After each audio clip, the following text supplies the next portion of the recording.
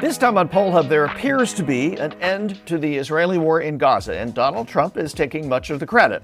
The war has cost billions of dollars and tens of thousands of lives, but it has also significantly impacted how Americans think of Israel and Palestine. We are looking at those trends. Then we've all scrolled through a social media app and come across some unbelievably perfect post. Hey guys, in Tahiti, it's an amazing place to work remotely, living my best life. Yeah, well, good for you. But do those posts of alleged perfection impact us negatively IRL? Turns out they probably do. And finally, the fun fact we've held on to for 3 weeks, waiting for Lee's return. Lee, welcome back. Get your baseball cards ready. And hi, everybody. Welcome to Poll Hub. I'm JD Dapper. I'm Barbara Carvalho. I'm Thomas Rogers. And I am Lee Marengoff. So a milestone this week, the second anniversary of the Hamas attack on Israel, October 7th, kind of a day that will live in infamy in Israel specifically, is marked not only by the memory of what had happened 2 years ago, but by a ceasefire and an exchange of prisoners and what appears to be, at this stage, and we're recording on Wednesday of this week, what appears to be an end for now to this war. And aid is moving in. There are some apparent hiccups, so that's why we're a little careful in saying that this is a definitive end. But there does seem to be, at this point, the ceasefire is holding. The prisoners have been, most of the prisoners have been transferred. The live ones have been. And again, aid is flowing into Gaza. We wanted to look at this through the lens of the last 2 years and what it has done to public opinion. That is, after all, one of the main things we do here is we talk about public opinion. And it is pretty striking what this war has done to American public opinion. Gallup has been polling on this for a long time, but over the nearly 2 years that this has happened, there's been a change. So a poll conducted in 2025 in August of 2025, found that only 21% of Israelis and 23% of Palestinians in the West Bank and East Jerusalem believe permanent peace between the two is achievable. Conversely, 63% of Israelis and 65% of Palestinians feeling that a lasting peace is unlikely. So there's a lot of negativity going into this peace to see if that actually can last. Support for a two-state solution. In 2012, about 66% of Israelis and Palestinians favored this approach. In 2025, that had decreased to 33% among Palestinians in the West Bank. And there's not an equal number for Israelis at this point. In the U.S., support for two-state solution has declined as well. There's also what about Israel's actions since October 7th. As of July of this year, American support for Israelis' military actions in Gaza reached historic lows. Gallup conducted the poll in mid-July. Again, this a couple of months ago. 32% of Americans approved of Israel's military actions in Gaza, 60% disapproved.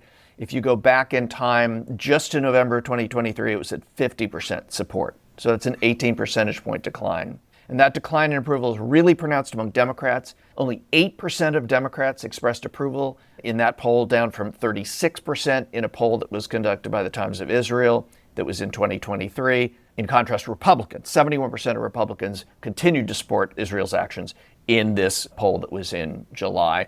Last thing, demographics. Big difference here. Among Americans 18 to 34, only 9% of Americans aged 18 to 34 approved Israel's military actions. That compares to 29% in the 35 to 54 age group and 49% among those 55 and older. That's in a Brookings survey that was done earlier this year.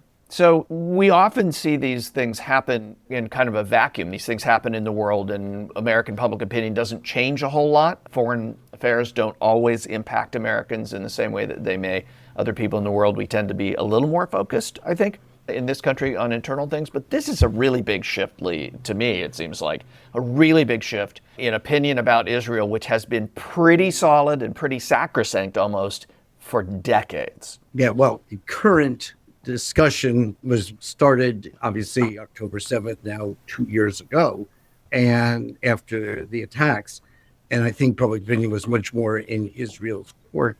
Immediately following that, I think that what's happened is that the conduct of the war by Israel and a daily barrage of images of just how the humanity questions and the whole what was going on in Gaza at that point initially in response to the attack, but now became much more the appearance of Israel pushing the more aggressive agenda.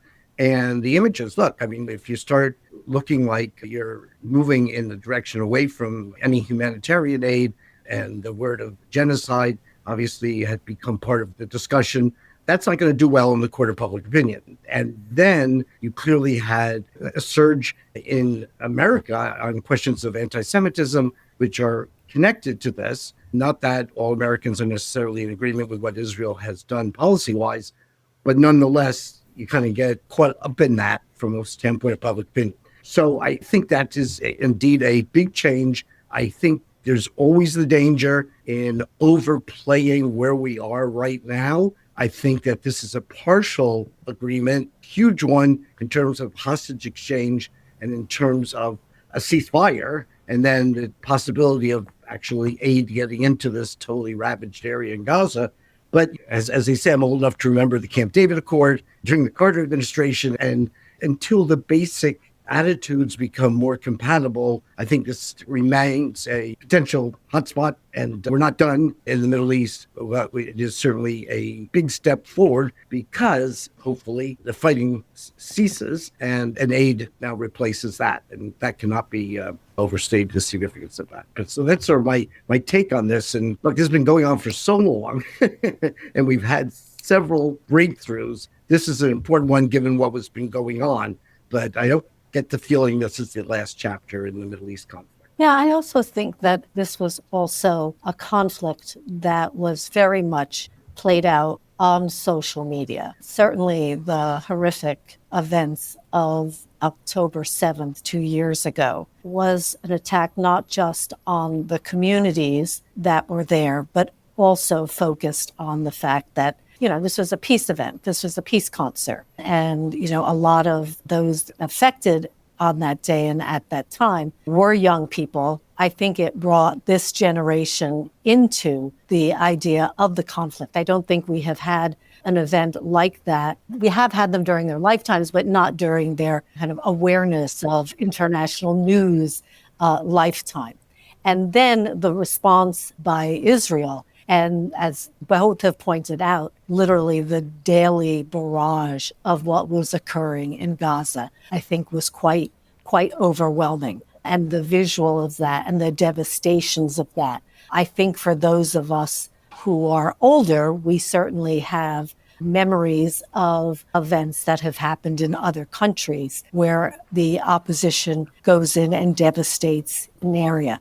But I think in this particular instance, the fact that the U.S. administration, particularly over time, was supporting Israel unequivocally, the fact that there were breaks in what was considered the usual exceptions to war, where journalists, health and aid workers were being targeted, where the humanitarian aid was being targeted, really reached a point where it not only broke through in terms of American public opinion, but on college campuses and in protests around the country. So I think this was certainly a conflict that was very front and center. It was something that was shared not just on traditional media, which we had seen in the past, but very much in social media.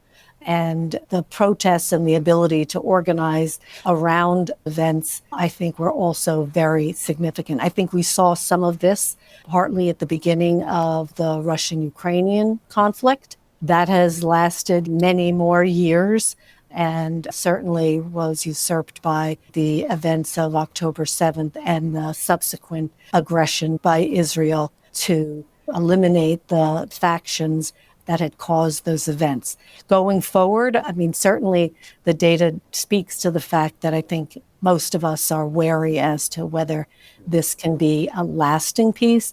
I think one of the things that we've seen just in the last day or so, and as the accord was being signed, is that there is still a strong Hamas faction. The question of whether Palestinians are willing to continue to give Hamas the benefit of the doubt to represent them, or whether there are stronger factions in that area. Certainly the elimination of Hamas enemies in Gaza has also been unnerving and disturbing over the last several hours. So it really remains to be seen how the governing of that area is going to move forward and what other nations in that region are going to do. Are we seeing a delinking in American public opinion of Israel versus the Israeli government? In other words, historically, Americans have supported Israel. In this case, is the delinking, is the decrease in support for Israel not about Israel? Is it about Benjamin Netanyahu's government and the way that this war has been carried out? Yeah, well, I think that's very important. I think there always has been some of that. That there are a significant number of members of the Jewish community in America who've always questioned the policies. And clearly, this became to some people, and that's why we see the split in Democrats and Republicans, the difference between it being Israel versus Palestine versus Trump and Netanyahu versus the other guys. And I think that has shifted. We're much more, and part of that's the social media, as Barb alluded to. I want to ask Jay one other thing, though, because you alluded to the change in popularity, probably not the right word, of the two-state solution. And to me, that's very surprising. Is that just because in the middle of a war, it's hard to envision that somehow we're going to come to the table and we're going to carve up the map because neither side seems content with the existence of the other side? And the presence of Israel and the presence of Hamas is not welcomed. And maybe is that the answer to my own question? Is that what's happened? I just wonder if how many people in the poll know what you're talking about when you say two-state solution. It has been on the table for so long, and it was the stated American policy for so long. And we have heard really there's been so little movement towards that, constructive, concrete movement towards that. I wonder how many people under 40 even know what that means. You know? Yeah. And it may be a convenient place to kind of like, from a political standpoint, to hang your hat, but it doesn't have a reality, perhaps. And it hasn't taken hold. Yeah. Perfection, always an interesting topic of discussion. But today we're looking at whether perfection has actually become the standard online. This topic brought to us by our student producer, Thomas Rogers. He is looking at luxury lifestyles, flawless bodies, constant success on social media, constantly filling his feed. And does that blur the line between reality and performance? Behind those curated posts, many people are left comparing themselves and questioning their own work. So what we're going to do is take a look at some of the data. And Tom, I'd love you to give us an overview of some of the data and research that you have found on this chase for perfection online. And is it actually shaping our individual confidence, perhaps our mental health, and what success actually means to people today? Let me start off with some data. According to a poll conducted by One Poll on behalf of the D-Bears Group in 2023, Americans believe only 37% of the content they see on social media is real. And according to the Pew Research Center conducted in 2025, about half of American teens say social media has a mostly negative effect on their age. So I would like to say that I don't think social media is bad for you. I actually think it's really good. So in my life, I've implemented it where my room needs to be super neat. Like I can't have any wrinkles on my bed. I bet mom really appreciates that when you were in high school. Mm-hmm. I'm looking at my bed right now and I see one wrinkle and I'm like freaking out. Isn't this kind of another side of the perfection coin? Yeah, it is. Your secret on the one wrinkle is good with, it's good with us. We will not tell mom. Okay. But the one wrinkle in the bed that would be a sign of imperfection or perfection. I think it goes both ways. But also, it's not only just about appearance. I think it's also about status. Some of the research has showed that seeing other people's achievements, presumably what their lifestyles are and their possessions online, can heighten feelings of social comparison. And then we start feeling and thinking less of ourselves. It may also highlight what is real success. Is it all about wealth? are these unrealistic benchmarks. But Lee, as I'm going through some of these characterizations of social media comparisons, they kind of sound familiar to me about what television was doing to the American family. Of course, I only read about it, but the perfect American family, the two kids, mom and dad, everything was wonderful. They had a house in the suburbs. Everybody got together for dinner and had wonderful conversations. Ozzie and Harriet.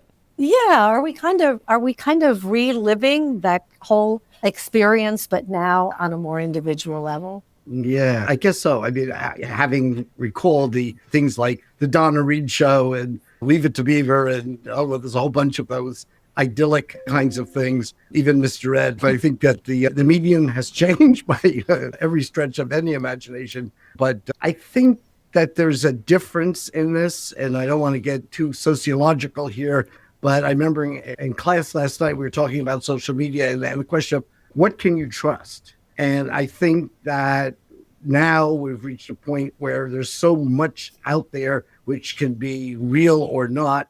And AI contributes to that, I guess, as well. I mean, I think in the 50s, we took TV for what it was. I mean, it was sort of like the Donna Reed show or whatever that was.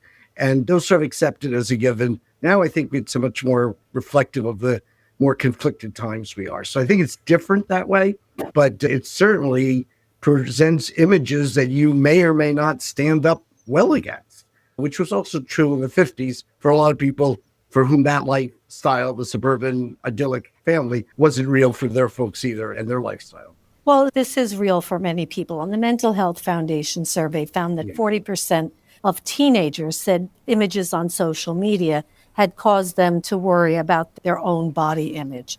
Jay, is there an answer to this? I mean, I think of also the cyberbullying that goes on in addition to just the perfect world that it seems like many people are living in. Is this something that you think can evolve in social media? Yeah, I don't know. I think so. When you mentioned cyberbullying, it reminded me that kids were bullied in school back in the day, still are. But the stuff that happened in real life, or as Lee points out, you saw on TV, but it was TV, it does seem much more in your face at all times now. And Tommy, that's what I kind of want to get at with you. I mean, this is the segment you came up with. When you're scrolling through your feed, is it a sense for you, this kind of overwhelming sense of falseness or competitiveness? Or, I mean, what is the sense as you scroll through and you see the perfect body, the allegedly perfect body, or the posing in front of the incredible car, or doing the incredible event? What does that do to you, and how much of that is real to you, and how much do you do what we did in the 50s or 60s and say, it's just TV? When I open up my phone, everything I see is just supercars, people in Monaco, and it's definitely not all real. Like, people are trying to make it seem like their lives are so perfect. I mean, even myself, like, I'll try and make my life look even better than what it is on social media. How? Like, give us an example of how you've done that. I'll post somewhere that I never go, but it's like a super nice place. So to make it seem like, oh, like I always go here. Or like I'm in front of like a really nice car, and I'll post that.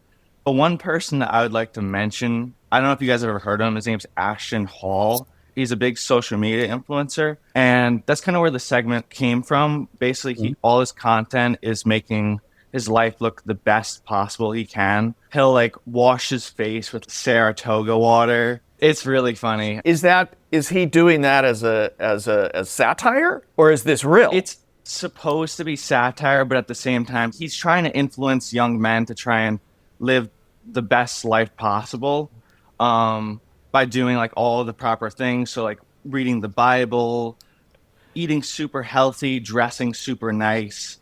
He drives around in a Rolls Royce, and he'll like jump out of it and start running and stuff. It's fun. You got to watch his content. But again, it's satiric, but it's also real. It cuts both ways. I got it. So but that's tricky though, because that gets at what Barb was talking about. Like, especially now with AI, what's real and what's not? Do you believe any of it? Of any of these scrolls that you see as you're scrolling by? Is it in the back of your mind, you're like, that person doesn't look like that. This person isn't there. Yeah. They don't have that car. Is that what you're thinking? I don't think 100% of it's real, but there is some people out there where their lives are pretty crazy, and they're able to make a social media platform based on their life. So it really depends on the person. I mean, you got to watch their content for a long time and really understand the person. Yeah, so it's kind of reality TV, and anybody can kind of have their own channel. Certainly, you bring up a good point, Jay, about how AI is going to move this forward and impact this. I know we were just casually joking that for younger folks, yeah, they see people traveling all over the world in perfect bodies, working out, having their best life. And for us who are a little bit older, yeah, we get very different kinds of marketing.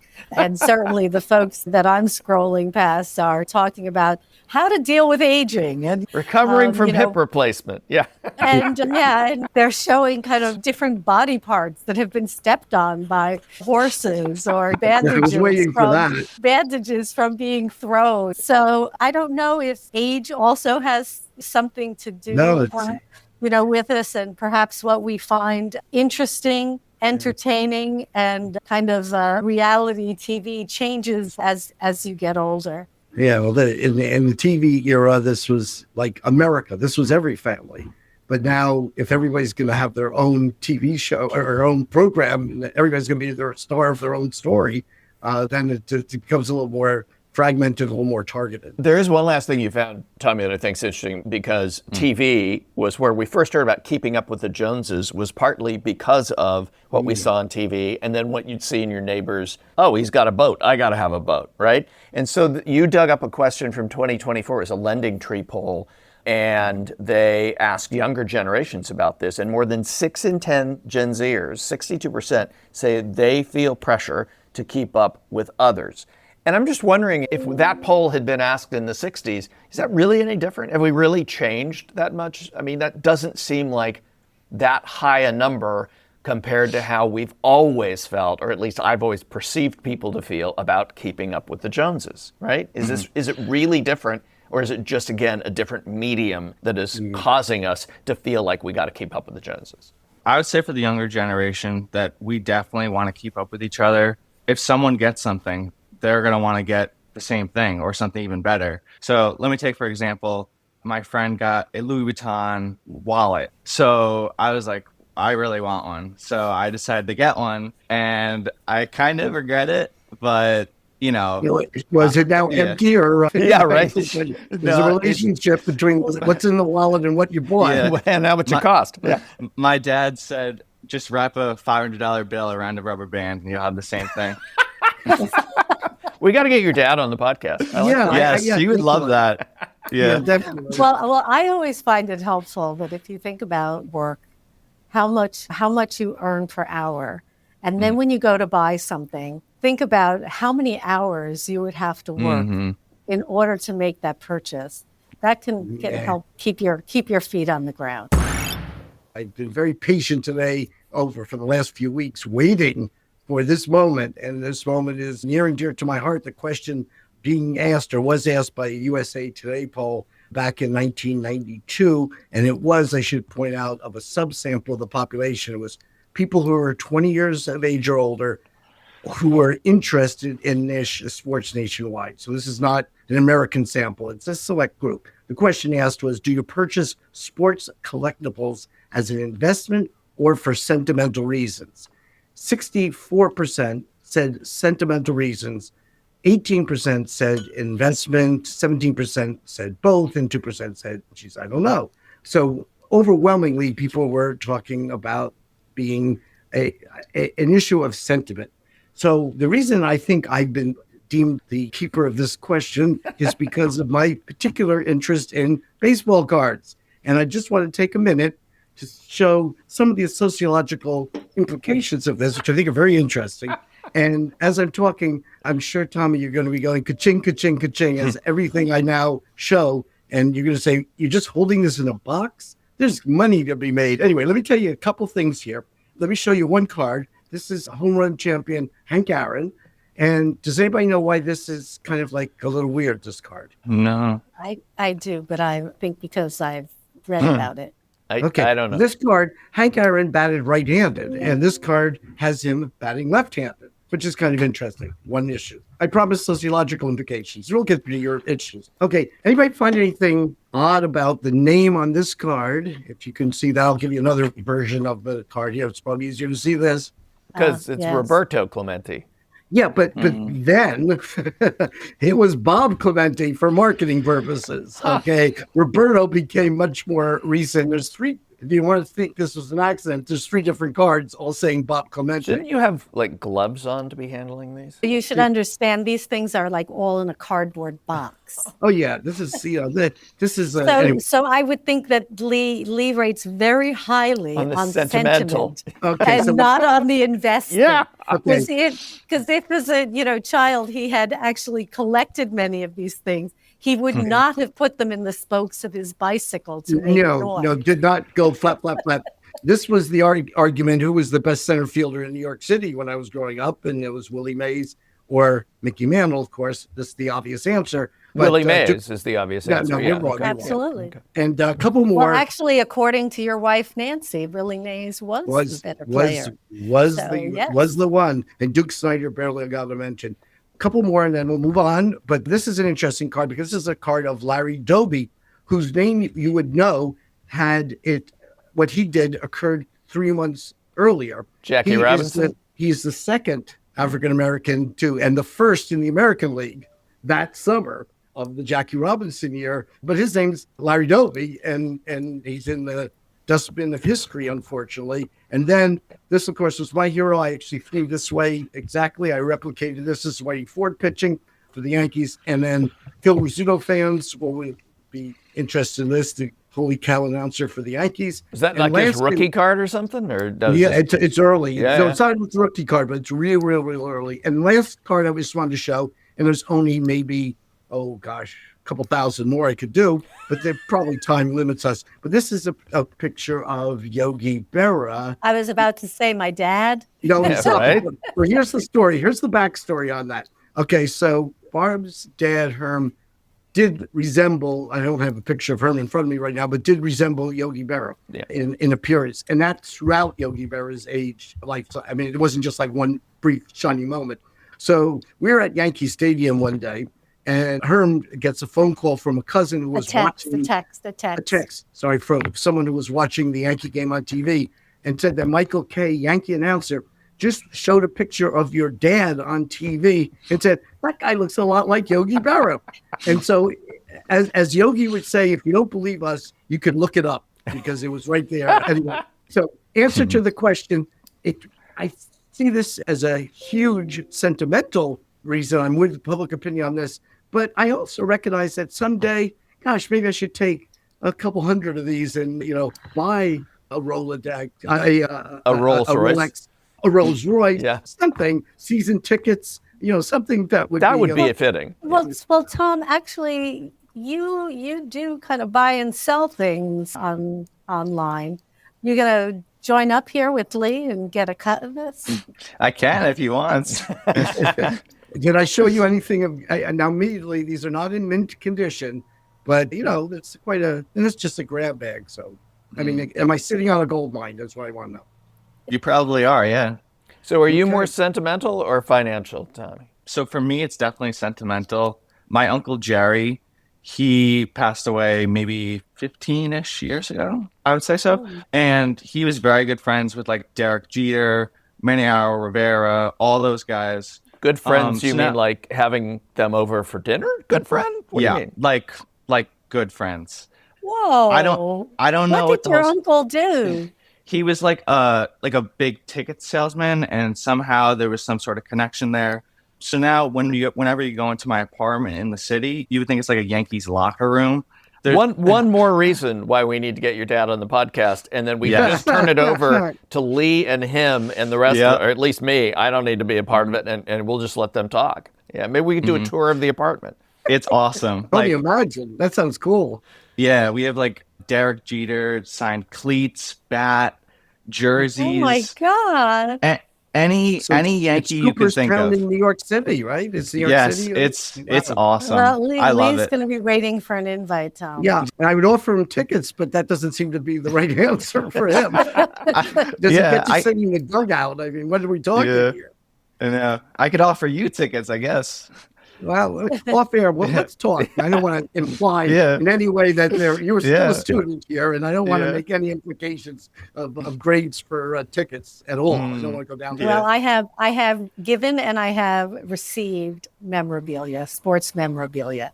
And in both instances, it has always been of sentimental value, although it certainly cost a pretty penny. But the purchase was for sentiment. Yeah. And Jay, this whole discussion is meaningless to you. Yeah, I had a bunch of baseball cards, including like a rookie Sandy Koufax card and stuff like that. And I gave the whole box. It was in a shoe box.